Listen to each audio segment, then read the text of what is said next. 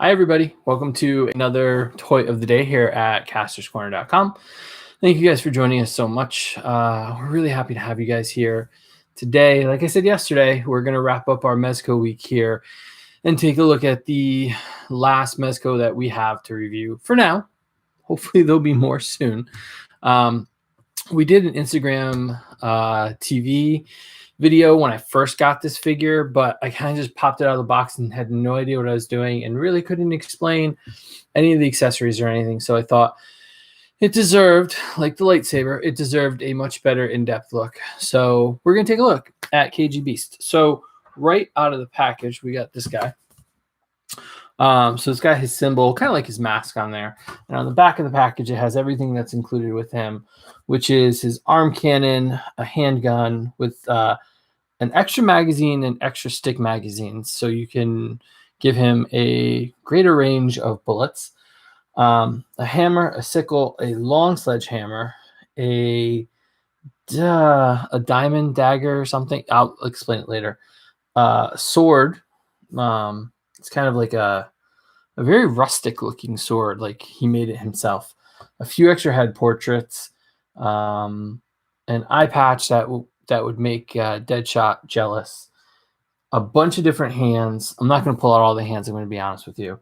And the stand, of course, I do not usually pull out the stand, but it's got his symbol on it. It's a standard one. If I were to put these out, I would probably use them, but and eventually I will. And I think it's really nice that they're included, especially for a price point like this. And so let's take a look at himself. So I, again, prepared this time because there's a lot of costume changes in this one. So I wanted to make sure that you got to see him. So here he is all his glory. On the lights here, he looks black, but it is a dark navy blue color overall for his pants, his shirt, and his head. He is rather spiky. Making changing parts and putting things on him dangerous, I guess is the best way to say it.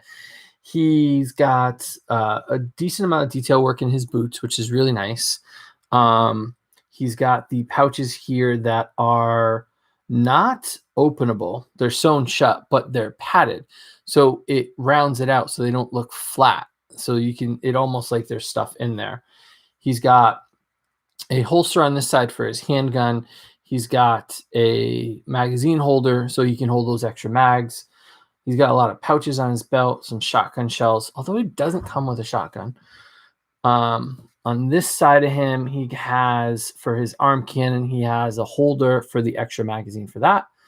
He has it's hard to tell here, but this piece right here, he's got an extra holder back there. Now, you can put a bunch of different things, and I was worried, but I'll try to show you with the hammer. Where did I put the hammer? Oh, there it is. The hand hammer, not the sledgehammer. So if you take this hammer right here, you can put it in that back belt area. I'm going to just do it off camera for a second so that I don't break it. But if you look, it does split open. So it is able to accommodate whatever you put in there, whichever accessory you put in there, and it splits open a little bit to give some give. So that's good. You don't have to worry about breaking it. You don't have to worry about forcing it too much. And when you take it out, it kind of just slides right out that opening. So it's a lot easier. I like it. And then, of course, he's got a clip here, and then that's for the machete. So if he's all armed out before he has the hand attachment, you can fit the sword, having an extra hand for posing. So the sword fits in the sheath there. So we can take the hand off. You can put the sledgehammer, the big sledgehammer, on his back as well. So that clips in there.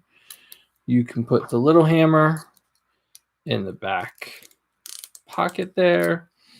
You can put the handgun in the holster. And then he can hold the sickle, and you're good to go. Oop. He is spiky. It really does hurt to switch all this stuff out. I actually don't have that hand out. So he's all loaded out there. You can see there. And then the other magazine for his hand fits in there. And I don't think I pulled out the stick max. So that holds right there. So overall, I mean, it's a really gorgeous figure. And I know a lot of people are sorry that they didn't pick it up. He is not one of Batman's A-list characters. So I think a lot of people slept on this one, to be honest with you. And when you get him in his hand, now KGBeast typically is like a big bruiser kind of guy, and it is a thicker body. Like it's a very muscular body overall, but it doesn't seem overly huge, like a dark side kind of character, even though he's been drawn that way. I think he looks pretty good. So we're going to swap some of the heads. So that's one head. Now you got to be very careful. I put the eye patch on ahead of time so I could take my time with it. But the eye sockets there are open, so you can actually see the eyes there. It is a very thin piece of plastic that holds that together, and you do have to stretch it. So you just want to be very, very careful with it. I know some reviewers broke it because they weren't careful, but I think that if you're very careful with a Mezco figure, you take good care of it. So you should be good to go. So I'm going to pop that head off, again, very gingerly. And I will slowly remove the eye patch. There we go. So the eye patch does just kind of fit around there. And you can see on the head, the eyes, are open there for you. So that's a good one. And then you've got the very Russian mobster look for the famous assassin here. And I think that's a pretty good head sculpt portrait there. I mean, they didn't have to. I mean, the idea that we're getting 3 heads with this character, I think really sets it apart from everybody else. You could pop these on one of the suited bodies if you've got any of the Gomez's. And I think it would look great. I personally like the white eye look for him. I think that's my favorite.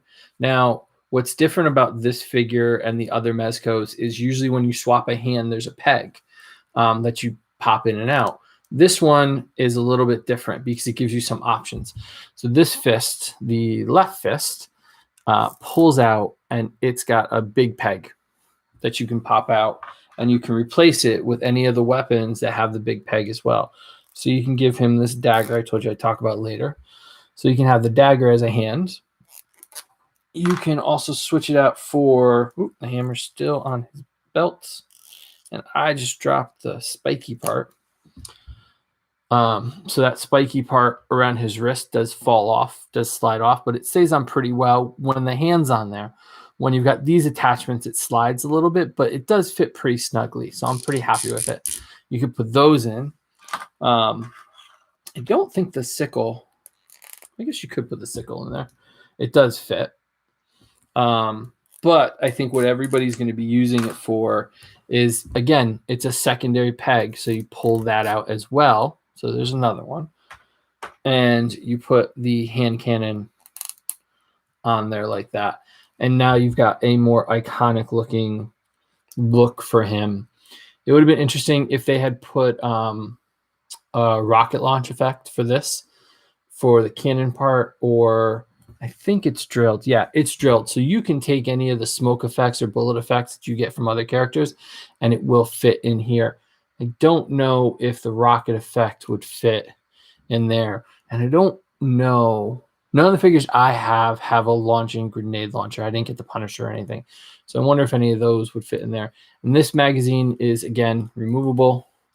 So you can swap that out for the one on his belt. But I think most people are going to have him, if they have him, are going to have him posed out with this arm attachment and then using this hand to hold any of the other weapons. They're building a really nice rogues gallery for Batman. And again, Mezco, we want more DC villains. We really do. Zoom, Black Adam, and all the Batman rogues and Darkseid are great, but we need a Black Manta. We need an Ocean Master. We need Cheetah. We need more. We need a lot more.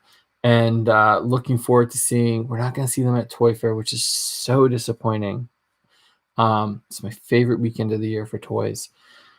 But yeah, I'm sure they're going to have some announcements. I'm sure they were planning for something, and hopefully we'll be part of it. We'll be reaching out and seeing what's going on with them, and hopefully we'll have some new news coming up, and I'm sure there's more releases coming, and I'm still on the wait list. So hopefully I'll get that last Batman that they put out last week for 112 day.